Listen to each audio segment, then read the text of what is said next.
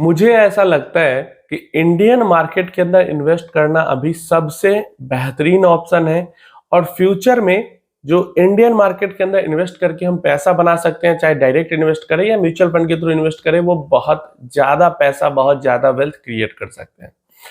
धीरे धीरे करके अगर हम देखें पीछे 3-4 सालों में, इवन पीछे 2 साल का भी देखें, तो हमारे इंडियन मार्केट ग्लोबल मार्केट के मुकाबले में काफी बढ़िया कर रही है, काफी स्टेबिलिटी दिखा रही है। और ये स्टेबिलिटी तब दिखा रही है जबकि इंडियन मार्केट्स के अंदर में जो एक्चुअल नंबर की अगर हम बात करते हैं तो मुझे लगता है 5 करोड़ भी लोग इन्वेस्ट नहीं कर रहे होंगे और हमारी आबादी 150 करोड़ की है।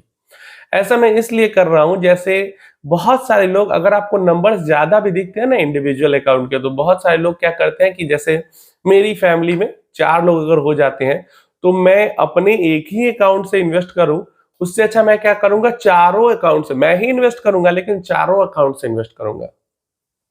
तो अगर 7 लाख रुपए तक भी मेरी एक अकाउंट पे, अगर मतलब एक आदमी की इनकम 7 लाख रुपए तक भी छूट है, तो 4 आदमी की कितनी छूट मिल जाएगी ये समझ लो। और ऐसा बहुत लोग करते हैं, लगभग लगभग जो भी लोग पैसा बना रहे हैं मार्केट के अंदर में, सब लोग ऐसा करते हैं। उनके फैमिली मेंबर्स में जितने अकाउंट होते हैं, जितने लोग होते हैं फैमिली में, सब लोग के नाम पे अकाउंट खोल के और सबसे इन्वेस्टमेंट करते हैं। इससे काफी ज्यादा पैसे बच जाते हैं। एक तो जो एग्जाम्पशन है उसका भी पैसा बच जाता है, ऊपर से इनकम, जितने इनकम स्लैब में जो पैसा बचता है वो भी पैसा बच जाता है, क्योंकि सब लोग तो काम नहीं करते रहते हैं। तो ये एक फायदा वहां पे जरूर होता है। इसीलिए मैं कहता हूं कि एक्चुअल नंबर अगर आपको 15 करोड़ भी दिखे तो इन रियलिटी वो 5 करोड़ के पास ही होगा, क्योंकि सब लोग ही लगभग 2-2 3-3 अकाउंट मेंटेन करते हैं, अलग अलग पैन कार्ड से भी। और खुद जो अपना 2-3 ब्रोकर में अकाउंट खोल के रखते हैं वो तो अलग ही है। तो इतने कम परसेंटेज में लोग हमारे कंट्री के अंदर इन्वेस्ट कर रहे हैं, फिर भी जो एफआईआई का दबाव है हमारे इंडियन मार्केट से वो काफी ज्यादा कम हो चुका है। 12 इयर्स लो पे है एफआईआई की होल्डिंग अभी। 12 साल की सबसे कम लेवल पे है होल्डिंग। लगातार एफआईआई बेच रहे हैं। फिर भी करेंटली हम देखें तो जो ग्लोबल गिरावट हुई है ग्लोबल मार्केट में, उसमें सबसे कम गिरावट इंडियन मार्केट के अंदर हुई है।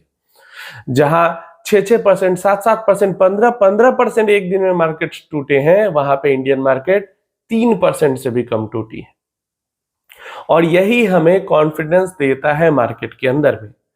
अब आप लोग का ये भी सवाल होगा कि जब सिर्फ 5% लोग ही इन्वेस्ट करते हैं, 7% लोग ही इन्वेस्ट कर रहे हैं, तो इतना मतलब डोमिनेंस हो चुका है हमारे डोमेस्टिक इन्वेस्टमेंट का। अगर सब लोग छोड़ो, अगर 20-25% भी लोग इन्वेस्टमेंट करते रहते हैं तो मार्केट बहुत ज्यादा ओवरवैल्यूड नहीं हो जाएगा। तो देखो होगा क्या कि अभी हम क्या कहते हैं कि निफ्टी 50 का एवरेज पी हम मान के चलते हैं कि 20-22 के पास है, तो हम उसको बहुत ज्यादा ओवरवैल्यूड नहीं मानते हैं, क्योंकि लॉन्ग टर्म पी जो है वो इसी के पास निफ्टी की निकल के आती है। तो इससे ऊपर चला जाता है तो निफ्टी ओवर वैल्यूड हो गई, इससे नीचे चला जाता है तो निफ्टी अंडर वैल्यूड हो गई। जब ज्यादा लोग इन्वेस्ट करेंगे तो क्या होगा, जो एवरेज पी का लाइन है वो थोड़ा ऊपर खिसक जाएगा। अभी हम 22 के पास अगर मान रहे हैं एवरेज मीडियन पी, तो उस टाइम पे 25 के पास या 30 के पास मीडियन पी चला जाएगा। अभी हम 22 से नीचे अंडर वैल्यूड कहते हैं, उस टाइम हम 30 से नीचे अंडर वैल्यूड कहेंगे और 30 के ऊपर ओवर वैल्यूड करेंगे। तो सारी कंपनीज का जो यही है कि इन्वेस्टमेंट का जो वैल्यूएशन का जो मीडियन पी का जो लेवल है वो थोड़ा बढ़ जाएगा। लेकिन आज न कल, आज से 10 साल बाद, आज से 20 साल बाद लोग इन्वेस्टमेंट तो करेंगे ही। ऐसा तो नहीं है कि सिर्फ ये ज्ञान हम तक ही सीमित रहेगा, धीरे धीरे ही करके बढ़ेगा, लेकिन बढ़ना तो जरूर है। 150 करोड़ में से 25-30, अब 40-50 करोड़, लगभग 150 करोड़ लोग में से 40-50 करोड़ लोग आप समझो तो ड्रीम 11 पे सट्टा खेलते हैं। तो धीरे धीरे करके स्टॉक मार्केट की भी तो नॉलेज बढ़ेगी, तो कम से कम 25-30 करोड़ लोग भी तो स्टॉक मार्केट में इन्वेस्ट करेंगे।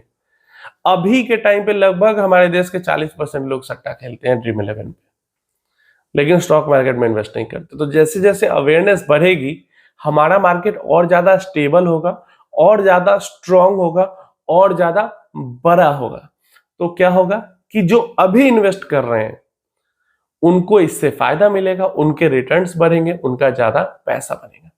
अगर हम एक एग्जांपल की तरफ भी देखें कि पिछले 2 साल में हमारे मार्केट ने कितनी स्टेबिलिटी दिखाई है बाहरी मार्केट के अगेंस्ट में। तो अभी की ही गिरावट की बात करते हैं जो कि 1 अगस्त से 6 अगस्त के बीच में हुई है। तो इंडियन मार्केट्स यहाँ पे गिरी है निगेटिव में 3.8%। पूरा एक हफ्ते की बात करते हैं जो ट्रेडिंग सेशंस 1 अगस्त से 6 अगस्त के बीच में हुआ है उसमें। वहीं पे डाउ जोन्स गिरा है 5.2%, नैस्डैक गिरा है 8%, निकेई गिरा है निगेटिव 11% से ज्यादा गिरा है, FTSE negative 4%, KOSPI 9% and Hang Seng 4%। सबसे कम इंडियन मार्केट्स ही गिरी है। और निकेई तो पूरे ये 1 से 6 के बीच में 11% है। अगर एक महीने का भी आप देखोगे तो लगभग 20% डाउन है। एक दिन में वो 5 तारीख को शायद 5 का ही डेट था, 15% गिरे थे। अगर इससे पहले अगर हम 1 से 17 अप्रैल 2024 अप्रैल के महीने में जो गिरावट हुई थी उसकी बात अगर करते हैं तो इंडियन मार्केट्स गिरी थी, हमारी निफ्टी गिरी थी निगेटिव में 1.4%, डाउ जोन्स गिरा था 4%, 4.6%, नैस्डैक गिरा था 4.4%, Nikkei 4.6%, FTSE 1.3%, KOSPI 6% and Hang Seng 1.8%। यहाँ भी सबसे कम जो गिरा है वो एफटीएसई गिरा है एंड हमारी निफ्टी 50 गिरी है लगभग बराबर, बाकी सब बहुत गिरे हैं।